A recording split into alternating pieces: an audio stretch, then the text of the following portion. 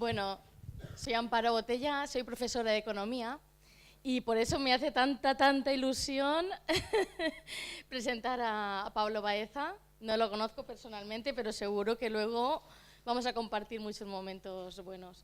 Bueno, yo no quiero extenderme mucho. Yo soy profesora ahora, pero vengo de una familia de empresarios, ¿no? Y toda la vida he trabajado en mi empresa y he currado un montón, como todo buen autónomo. Y hasta que el 2007 llegó la hecatombe, la crisis, y nos ha pasado factura a todos. Por eso creo que es tan importante pensar en la economía, pensar en una otra economía para crear un mundo digno y que no nos vuelva a pasar lo que nos ha pasado. Por eso quiero presentaros a Pablo Baeza, que nos va a hablar de por qué no educar en economía y nos va a hablar de la economía del bien común. Gracias.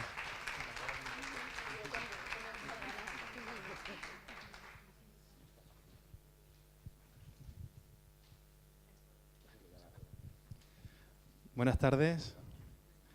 Bueno, lo primero, dar las gracias al movimiento La Ola por esta jornada que habéis organizado y por darnos la oportunidad de estar aquí compartiendo pues, las inquietudes que hemos tenido siempre y que al fin y al cabo queremos transmitir, ¿no?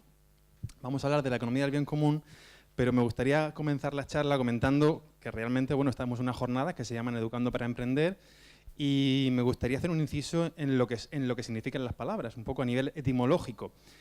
Educar, si nos fuéramos al diccionario de la RAE, la Real Academia Española, la definición que nos da es dirigir, adoctrinar y encaminar. Eso es lo que está ocurriendo, un poco lo que venía comentando un poco Salvador, ¿no? Bueno, parece ser que le estamos metiendo a los niños en la cabeza lo que tienen que hacer, cómo tienen que pensar y qué tipo de conocimientos van a ser, esa fórmula matemática que comentaba, lo que le va a dar realmente a esos niños su capacidad para desarrollarse personalmente. Si nos vamos a pensar a dónde deberíamos llegar con la educación y nos vamos al término etimológico, me imagino que sabéis que educar viene de educare, del latín, y quiere decir guiar a ese alumno o a esa persona para sacar lo mejor de él mismo o de ella misma. Un proceso que es completamente al revés, es decir, de dentro a afuera. Voy a ver esa persona qué dones, qué talentos, qué potencial tiene y voy a tratar de ayudarle para que los aproveche al máximo. Completamente lo opuesto a lo que se está haciendo ahora mismo en educación. Bien, eso con respecto a educar. Y con respecto a emprender, bueno, emprender, del latín también, es iniciar una obra, un empeño, un negocio o una empresa. Y entonces la pregunta que tendríamos que hacernos es, ¿para qué van a emprender nuestros niños, nuestros hijos, nuestros alumnos? ¿Para qué van a crear una empresa? ¿Qué es una empresa o para qué van a crearla? En el modelo actual, realmente todo lo que gira en torno a la empresa, el centro en torno al que gira la empresa, es el dinero. Si miráis también la definición de la Real Academia, nos dice que es una organización dedicada a actividades con fines lucrativos. Nada más. Y si, bueno, pues si tenéis oportunidad de consultar o de vivir la experiencia de que os eduquen en una facultad de económicas o en una facultad de administración y dirección de empresas o incluso en los programas de economía de los institutos, a lo que se le da prioridad es al beneficio financiero. Y si medimos la actividad, el éxito que se llama, ¿no? Digamos, de la empresa en función del beneficio que tiene, evidentemente, ¿qué es lo que vamos a querer? Que una empresa tenga, para tener más éxito, tenga más beneficio. Y entonces lo que ocurre es que la mayor parte de empresas se convierten en un medio para conseguir un fin, que sería el dinero. Y en muchos casos se llaman los trabajadores, y por eso también estamos hablando de la motivación, qué motivación tenemos, ¿no? Para el trabajador también se convierte en un medio ese trabajo para conseguir el dinero, cuando realmente a lo mejor no quiere trabajar en eso, o ni siquiera sabe, como estábamos hablando al principio, en qué quiere trabajar. ¿A dónde deberíamos llegar? ¿Qué debería ser una empresa? Debería ser un medio para el desarrollo personal, es decir, para que la persona desarrolle por completo sus capacidades, sus dones, sus talentos, pero que además, en ese ejercicio de desarrollar sus talentos, genere un impacto positivo en la sociedad. Muchas veces nos dicen que las empresas deben cubrir necesidades. Ahora lo que ocurre en los últimos años es que se inventan necesidades. Bien, y entonces hablaremos de lo que realmente es el bien común. El concepto del bien común, digamos que tendría dos particularidades que son muy importantes. Una es que debe ser extensible a todos los individuos. Es decir, no sirve que un empresario, un emprendedor, genere una empresa para beneficiar a unos individuos cuando esté perjudicando a otros, porque eso no es bien común, ¿vale? Bien común es algo que nos beneficia a todos por igual. Y tampoco tendría sentido que una empresa dijera, no, es que estoy haciendo una labor muy positiva para toda la sociedad, pero estoy esquilmando los recursos del planeta o estoy contaminando gravemente los ecosistemas. Eso no es bien común, porque nos perjudica a todos, ¿vale? Bien, estamos hablando de individuos, de recursos. ¿Qué pinta la economía en todo esto? Si yo os digo a vosotros, ¿a qué os suena la palabra economía? ¿Qué me decís? ¿A qué os suena? Decidme algo. He oído dinero, he oído números, ¿vale? Y si os pregunto, ¿a qué os suena economía familiar?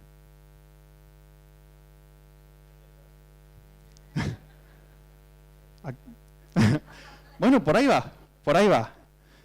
¿Realmente sabéis de dónde viene la palabra economía? Viene del griego y lo que quiere decir es las normas de administración de los recursos en el hogar, en la casa.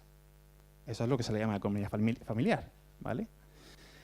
De hecho, si consultamos con la definición de la RAE, nos dice que es la ciencia que estudia los métodos más eficaces, cuidado, que vamos a hablar de eso, para administrar unos recursos que son escasos y cubrir con ello necesidades humanas.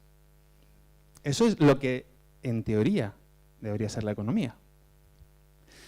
¿Qué es lo que ocurre si hablamos de recursos y de recursos escasos? Pues que lo que hemos generado, sobre todo en los últimos 50 años, es un modelo económico que es todo lo contrario. En el modelo económico me imagino que estaréis cansados de escuchar que hay que crecer y que hay que consumir, que el consumo potencia la economía. Bueno, hay un exceso de consumo que no os podéis imaginar, ahora os comentaré algunos datos, hasta qué punto puede llegar. Estamos totalmente saturados de información, se nos insta a que consumamos todo tipo de cosas, a los niños cada vez más, creo que sobre todo en los últimos años también, y además sucede que los niños, como estábamos comentando en la charla de los violonchelos, imitan. Si un padre está todo el día con el móvil y con la tablet, el niño querrá que le compren un móvil o una tablet. Y el problema ya no es el exceso de consumo en sí, que es un problema muy grave, y ahora os comentaré, sino que además los criterios de consumo, ¿cuáles son los criterios de consumo? Yo os digo dos fundamentales. Uno, los criterios de elección, a la hora de consumir, ¿cómo elijo yo? Uno fundamental es el precio. Si está en oferta, si hay rebajas, yo no necesito nada, pero voy a salir porque como está en rebajas, algo encontraré. O nos dicen, oye, no seas tonto y no compres lo que es más caro. Que hay que ser tonto para comprar una cosa que es más cara pudiendo comprarla más barata, ¿no? Y además, consumimos normalmente objetos, bienes o servicios que nos dan una satisfacción muy potente, pero a muy corto plazo. Y en muchas ocasiones con cosas que realmente no necesitamos, ¿vale? No necesitamos seguramente el último modelo de la colección primavera, otoño o lo que sea, de la última moda. No necesitamos seguramente la última tecnología, el último teléfono móvil. Todo eso no lo necesitamos. Hemos creado un sistema en el que se nos insta a gastar dinero que no tenemos en cosas que no necesitamos para tratar de conseguir una felicidad que no conseguimos, porque la estamos buscando la felicidad en este tipo de cosas. Es una situación totalmente absurda, pero es que no nos damos cuenta de lo que estamos. Y ya no es solo que sea absurda, es que la situación que tenemos a nivel global del planeta no os podéis imaginar cómo es. os voy a dar una serie de datos, luego si queréis os los pongo, si queréis os los digo luego, que creo que nos tiene que hacer reflexionar, ¿vale? Porque estamos hablando de emprender y tenemos que saber hacia dónde nos dirigimos. En la situación actual en la que estamos, nos hemos cargado casi el 50% de los hábitats naturales que hay en el planeta. Lo que el planeta es capaz de producir en un año, lo consumimos en medio año. Con lo cual, la cuenta es muy fácil. Harían falta 2 planetas, ¿no? Pues, como está Marte por ahí al lado, harían falta 2 planetas para abastecer de recursos si quisiéramos seguir con este modelo que nos están vendiendo. Eso es a nivel, digamos, internacional. Si pensamos en España, si quisiéramos seguir consumiendo el ritmo que lo estamos haciendo en España, harían falta 4 planetas. Y si lo hacemos en Estados Unidos, harían falta 6. Vamos a ver, la propia ONU, que podríamos incluso sospechar que no es quien más pueda ser imparcial en este tipo de temas, la propia ONU ha dicho que si de aquí a 10 o 15 años, para 2030 más o menos, no hay un cambio significativo, notable, en modelo de producción y de consumo, las consecuencias medioambientales van a ser irreversibles. Entonces, es muy importante que conozcamos esto. ¿Por qué? Porque nuestros niños, nuestros alumnos, se van a encontrar dentro de muy poquitos años con una situación que no se va a parecer en nada a la que tenemos ahora mismo. ¿Qué nos venden desde cualquier medio de comunicación como la salida a la crisis? ¿Qué hay que hacer para salir de la crisis? Crecer, ¿no? Crecimiento económico, consumir. Pues nuestros niños van a experimentar, nuestros alumnos van a experimentar que no, que al revés. Vamos a decrecer, no por nada, sino porque ya no da para más, ¿vale? Entonces, cuando hablamos de educar y educar en economía, deben saber nuestros alumnos a qué realidad se van a enfrentar, ¿vale? Eso es muy importante. Eso en cuanto a recursos, estamos hablando de recursos. Hemos dicho que la economía habla de los recursos y de la administración de esos recursos. Si hablamos de la administración, vamos a pensar, por ejemplo, en la comida, ¿no? En el alimento. A nivel mundial, ahora mismo hay 800 millones de personas que se mueren de hambre. ¿Sabéis cuántos millones de personas hay con sobrepeso? 2.100. Casi el triple. Hemos dicho entonces que la economía estudia la manera más eficaz de administrar los recursos escasos en los individuos. Pues yo creo que esto no es economía, es otra cosa. Vamos a hacer una pequeña encuesta. Vosotros sabéis que además hay ahora una concienciación cada vez mayor de que haya menor desigualdad en los salarios, ¿no? Si yo os pregunto a vosotros ahora mismo, según vosotros, ¿qué diferencia máxima de salarios debería haber dentro de una empresa o de un sector empresarial, el que sea, entre la persona que más cobra y la que menos cobra? O sea, ¿cuántas veces más debería cobrar, según vosotros, según vuestra opinión, el que más cobra con respecto al que menos cobra? Decidme números. 4. Más números. 10. Más números. Más o menos. Que se os pase por la cabeza. Una cosa que se os pase por la cabeza. 3, 4, 10. ¿Sabéis hasta qué nivel se llega en la actualidad en Estados Unidos? ¿120? ¿200? 360.000. Es decir, la persona que más gana es capaz de ganar todo lo que gana la persona que menos gana durante toda su vida en 15 minutos. ¿Eso es la administración de los recursos? Antes estaba comentando Salvador, en las poblaciones más pobres generan, es un círculo, una pescadilla que se mueve de la cola, genera más pobreza precisamente por las condiciones que tiene. ¿Pensáis que eso es una situación normal? ¿Pensáis que es normal que el 1% de la población tenga la misma riqueza que el 99%? O que en una sala como esta, no sé si habremos más o menos 60 personas, que 60 personas tengan la misma riqueza que la mitad más pobre del planeta, que 3.500 millones de personas. ¿Alcanza la mente, ahora que estamos hablando de cerebro, alcanza la mente a ver eso? Es tremendo. Bueno, con todo esto, y perdonadme si os he machacado mucho, no quiero ni asustaros, ni meteros miedo, ni generar ningún sentimiento negativo ni de odio hacia nadie, cuidado. Simplemente son datos que tenemos que saber. Y lo importante, miedo no hay que tener nunca, para nada. Lo importante es que vamos a ser capaces, tenemos la plena capacidad de generar un mundo diferente. Pues precisamente porque ahora estamos teniendo estos conocimientos y estamos despertando. Un mundo más en armonía. ¿Por qué? Porque la buena noticia, ¿vale? Ya he contado todas las cosas malas, la buena noticia es que realmente no necesitamos casi nada. Pongo esta foto porque me gusta mucho, porque me relaja mucho. Fijaros el niño ese pequeño. ¿Qué necesita ese niño para ser feliz? Necesita muy poquito, muy poquito. Os aseguro que no necesita el último versión del iPhone para ser feliz. Seguro que no. Y nosotros tampoco. ¿Vale?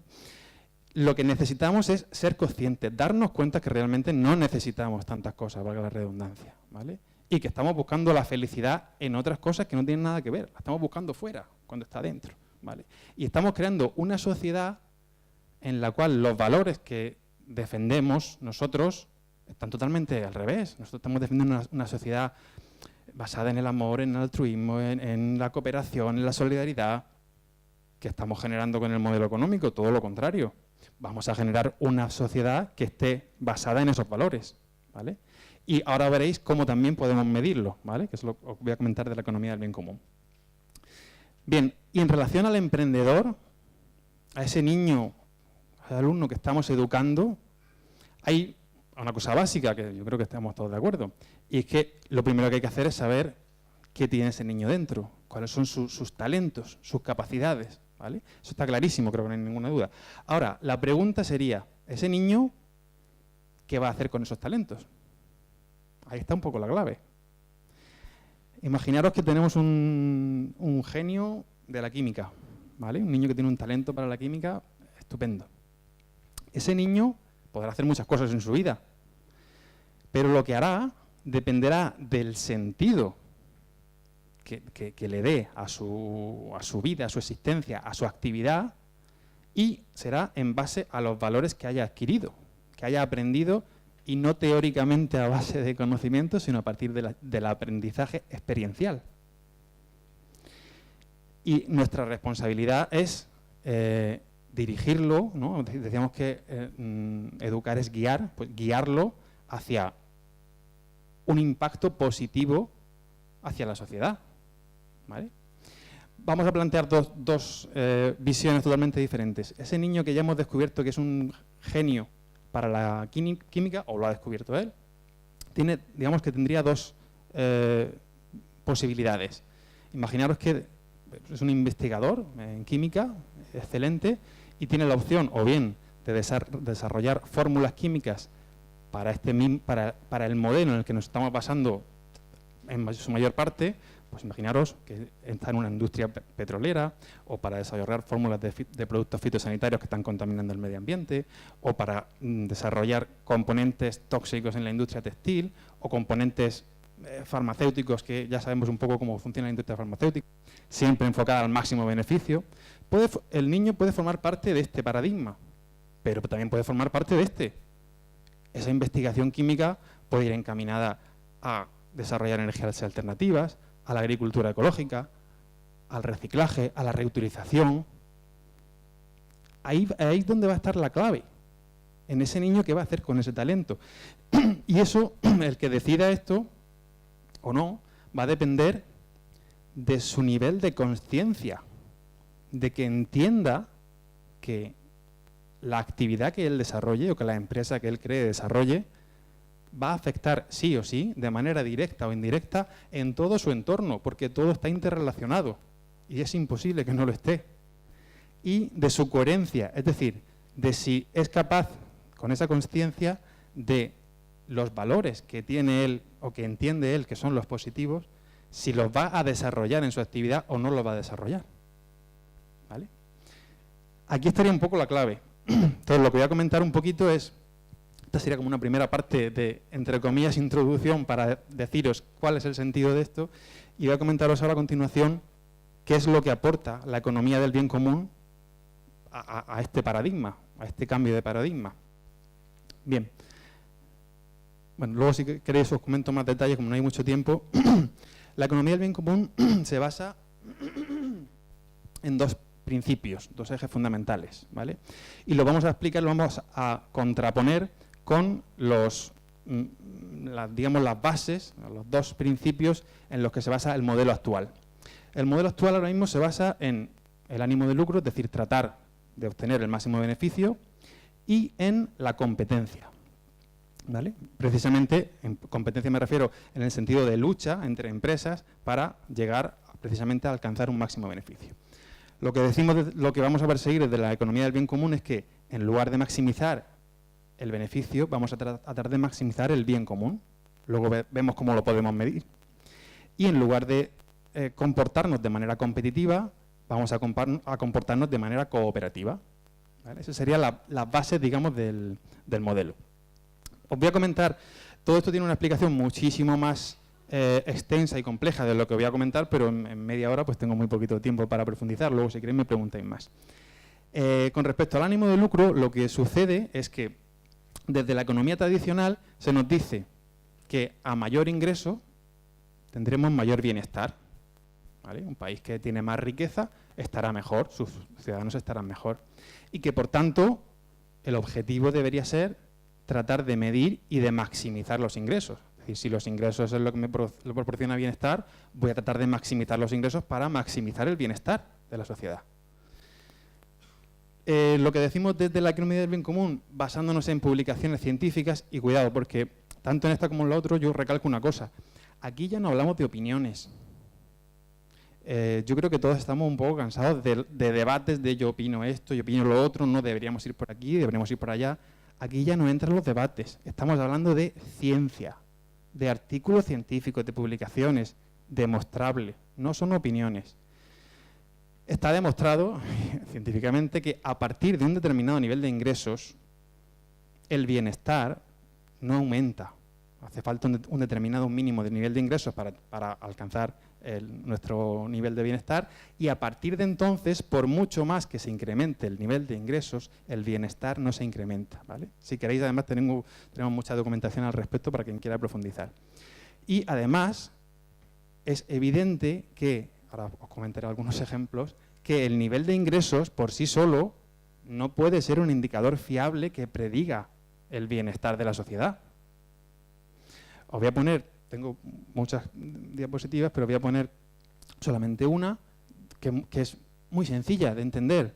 Fijaros en un estudio que se hizo en Estados Unidos, durante más de 50 años, se evaluaba, por un lado, el Producto Interior Bruto y, por otro lado, se evaluaba el nivel de felicidad de los ciudadanos. Bueno, imaginaron, ¿no?, el Producto Interior Bruto de Estados Unidos, cómo ha subido en los últimos años, se ha duplicado, triplicado. Pero si en esos mismos años vemos cuál es el nivel de felicidad, la felicidad no solo no aumenta en la medida en la que lo hace el Producto Interior Bruto, sino que además disminuye ligeramente.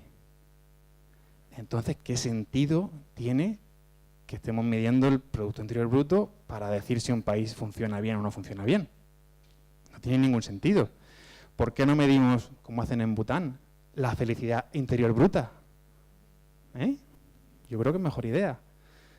¿Qué ocurre? Que la felicidad depende de, o el bienestar, ¿no? La variable. Aquí ya entrarían, claro, la historia de esto está en que no debe ser un economista el que diga si estamos felices o no, por decirlo así. Vamos a hablar con sociólogos, vamos a hablar con psicólogos, humanistas, antropólogos, ¿vale?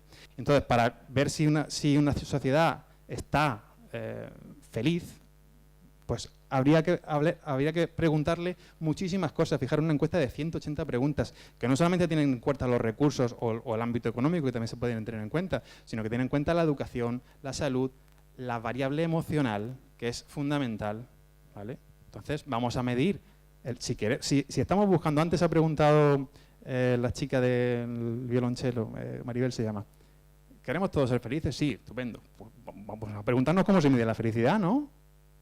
Porque no lo he preguntado. Ah, sí, no, que la economía va bien. Si la economía va bien, estaremos felices. No, no tiene nada que ver. ¿Vale? Y luego, con respecto al segundo aspecto, que sería la competencia frente a la cooperación, lo que ocurre es que desde las corrientes pues, más tradicionales nos vienen diciendo que la competencia, nos venden que la competencia es el método más eficaz que se conoce en la actualidad. ¿Por qué? Muy sencillo. Porque hay varias empresas, las empresas compiten, luchan entre sí para tratar de vender, y entonces en esa competencia tratan de hacer más eficientes los procesos. Si los hacen más eficientes, entonces los productos son más baratos y entonces los pueden vender. Si son más baratos, la gente los compra y entonces así se cierra el ciclo. Estupendo. Eso, así funciona, muy bien. Y además nos dicen que ni se nos ocurra pensar de otra manera. Que es que el ser humano es egoísta por naturaleza, es competitivo por naturaleza. Eso no lo vayas a cambiar, eso no se puede cambiar. ¿Qué es lo que decimos nosotros?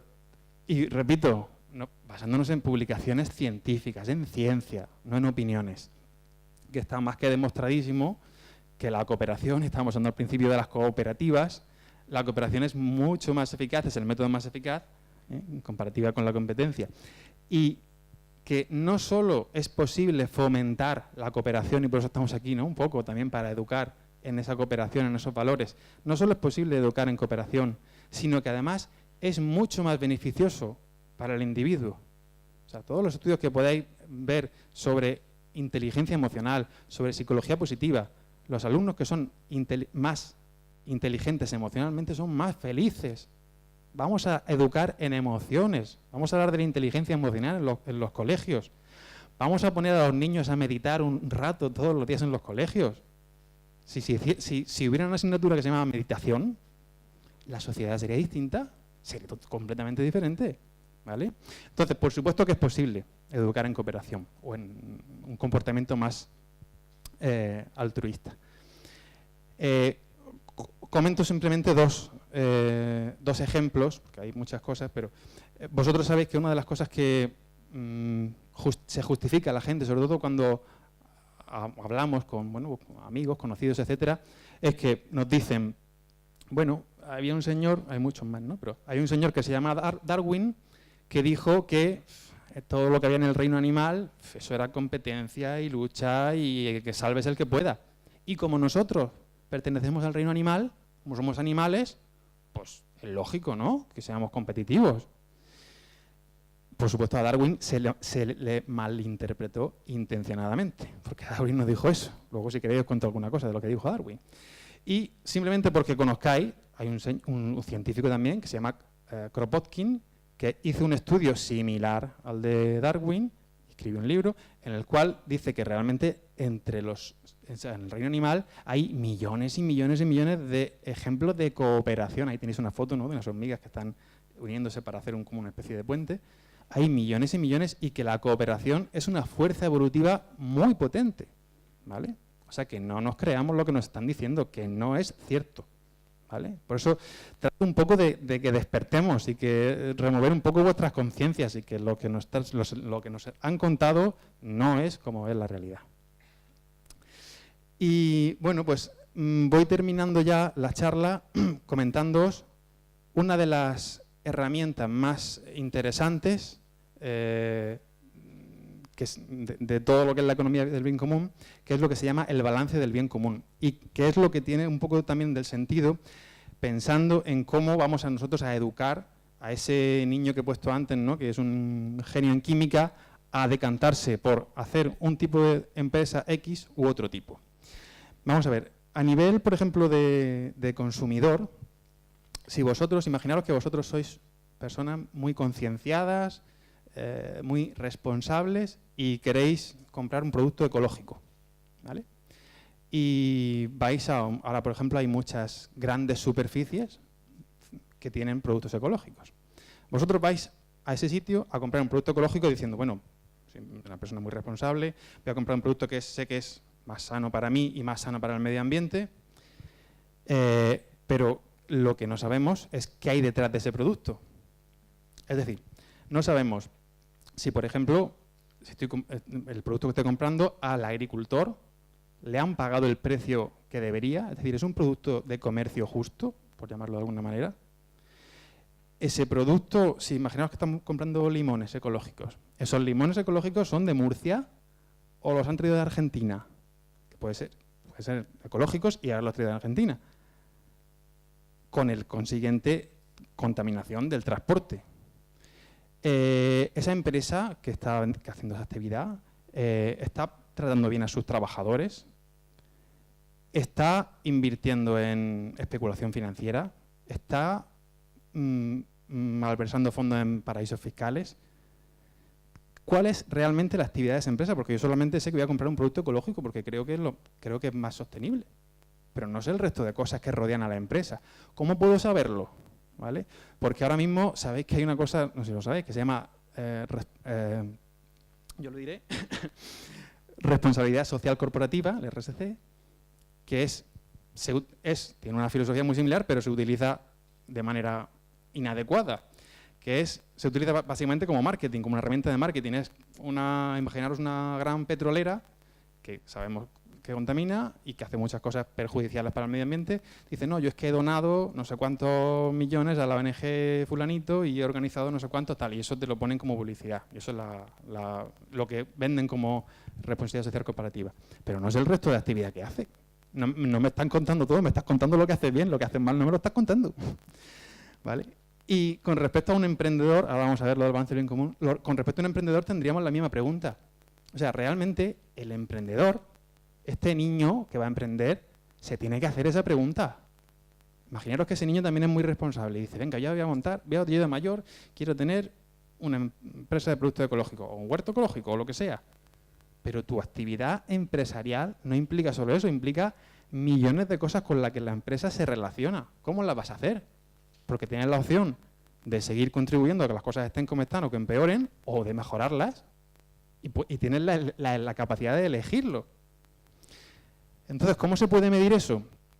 Pues lo medimos, esto está hecho, bueno, además luego si queréis os comento algún dato más, esto está consensuado a nivel internacional, la economía del bien común es un movimiento internacional que se está desarrollando en muchísimos países y se va consensuando y se va construyendo desde hace ya más de 5 o 6 años.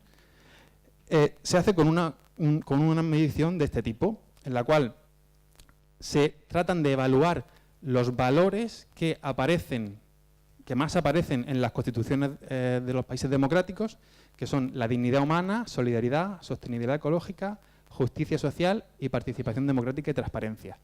Se trata de medir esos valores que estamos diciendo, vamos a crear una sociedad con esos valores, pues se trata de medir esos valores en los diferentes ámbitos en los cuales le afecta a la empresa. Por ejemplo, los proveedores, ¿a quién le estoy comprando mi materia prima?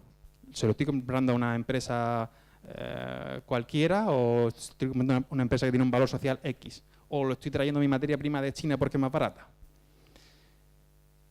A los financiadores, ¿con qué bancos estoy trabajando? ¿Estoy trabajando con bancos que invierten sus beneficios en proyectos sociales o con bancos que invierten sus beneficios en armamento? Hay que preguntárselo. A los empleados, ¿cómo los estoy tratando? ¿Vale? ¿Cómo los dejo participar en la empresa? ¿Cómo se encuentran? A los clientes, ¿cómo trato a los clientes?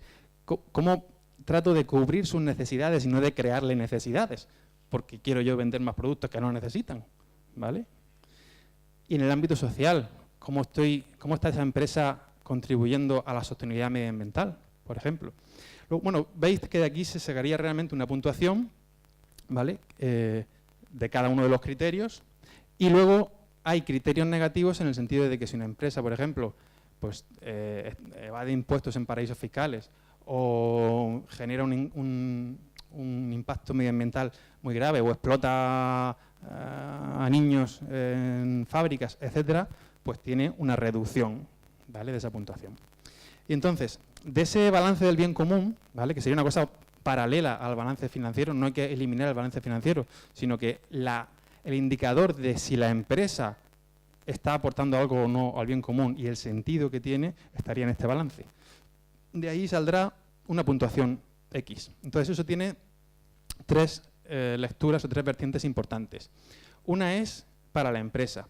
Para la empresa realmente lo importante bueno, la puntuación que saque es importante porque te dice dónde está, pero no es lo más importante, ¿vale? Porque lo que no se pretende es que esto sea un sello de calidad y la empresa no sé qué compita con la otra a ver cuál tiene más y cuál tiene menos. No, de eso no se trata. De lo que se trata es que este balance sea una herramienta de concienciación del empresario. ¿Por qué? Por lo que decíamos antes, porque ese emprendedor que trata de hacer una cosa que aparentemente es positiva para la sociedad, a lo mejor no se ha dado cuenta de todos aquellos factores en los que va a afectar a la sociedad y que puede hacerlo de manera más negativa o de manera más positiva. Entonces, es una herramienta realmente de concienciación del empresario. Luego, el segundo punto serían los ayuntamientos, ¿vale? Lo que se pretende es que los ayuntamientos, que sería lo lógico, den más facilidades a aquellas empresas que más contribuyan al bien común en función de su balance. Aunque parezca utópico, os digo que Salzburgo, que es la segunda ciudad más grande de Austria, es un ayuntamiento del bien común. O sea, se están haciendo cosas, vamos muy despacio, en España vamos más despacio, ¿vale? Pero no es imposible, ¿vale? Y ya hay ayuntamientos que están implicados, incluso en España ya hay ayuntamientos que están implicados, ¿vale? Precisamente para eso, para tratar de cambiar el paradigma, porque realmente los productos que son más éticos son los más caros. Y entonces, como las decisiones de compra son por precio, pues tratamos de también cambiar ese paradigma. Y luego, en tercer lugar, para el consumidor, porque el consumidor, a la hora de elegir ese producto que hemos dicho, ya puede saber, no solamente que es un producto ecológico o lo que sea, sino sabe con esta información, que además debe ser pública, toda la actividad que desarrolla la empresa. No si solamente has hecho una donación a una ONG y es lo que publicitas en tu web, sino todo lo que tú haces y cómo afecta todo lo que tú haces a la sociedad, ¿vale?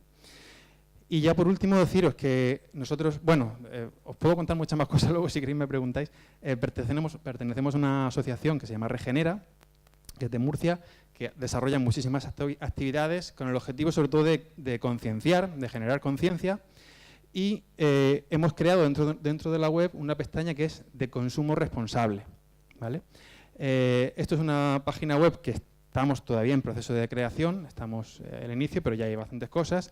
Y entonces se trata de tiene dos funciones. Por un lado, dar visibilidad a aquellas empresas que mejor lo estén haciendo, que más estén contribuyendo a ese bien común, y por otro lado, dar la información al consumidor de dónde puede comprar, ¿vale? Porque la pregunta es, bueno, sí, yo quiero participar de este tipo de economía, pero no sé dónde comprar, dónde compro, ¿vale?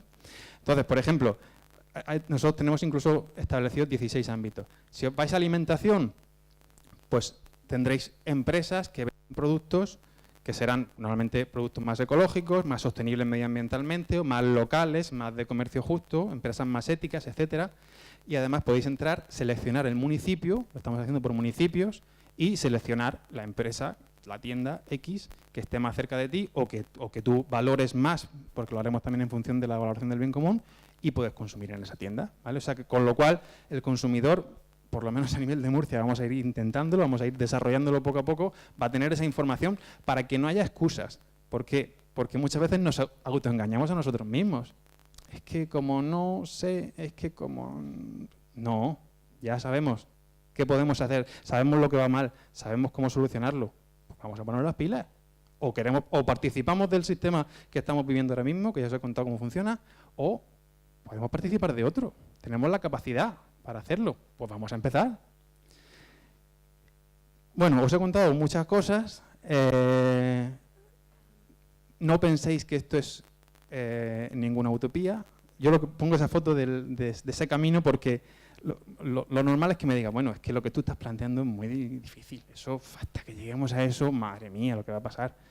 Yo siempre digo que lo importante no es lo largo o lo difícil que sea el camino que hay que recorrer. Eso no importa. Lo que importa es saber cuál es el camino. Es decir, que entre todos tengamos claro como sociedad cuál es el camino que debemos recorrer y que nos beneficia a todos por igual, para finalmente tratar de llegar a lo que buscamos, que es una sociedad con individuos más felices, una sociedad más feliz, ¿vale? Y nada más, muchas gracias. No sé si hay tiempo para alguna pregunta o vamos mal de tiempo, como queráis. Pues como queráis, como queráis. Si no, luego me quedaré un ratito también por si queréis comentarme algo. Volvemos a lo mismo de siempre. En los libros de economía prácticamente ni aparece la economía del bien común. Efectivamente. Tocamos siempre. Efectivamente, porque realmente quien dirige ese modelo educativo, como decíamos antes, no le interesa que pensemos. Porque en cuanto pensemos nos vamos a dar cuenta que esto no se sostiene. Es lógico. O sea que por eso somos nosotros. O sea, la responsabilidad recae sobre nosotros, sobre cada individuo. No esperemos que nadie cambie ni que el político de turno haga una ley para que las cosas mejoren. El cambio tiene que ser desde abajo. O sea, el potencial lo tenemos nosotros como individuos. Con el conocimiento que tenemos, seamos conscientes y seamos coherentes, simplemente ser coherentes. Sí.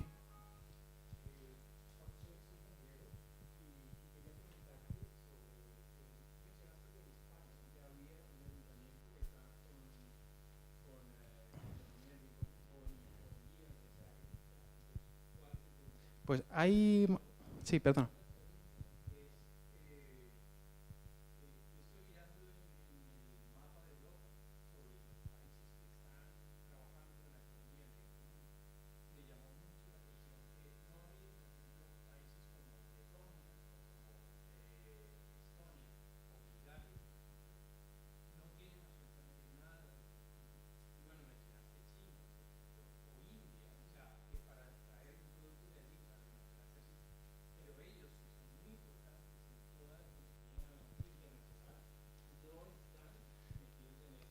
Claro. Sí.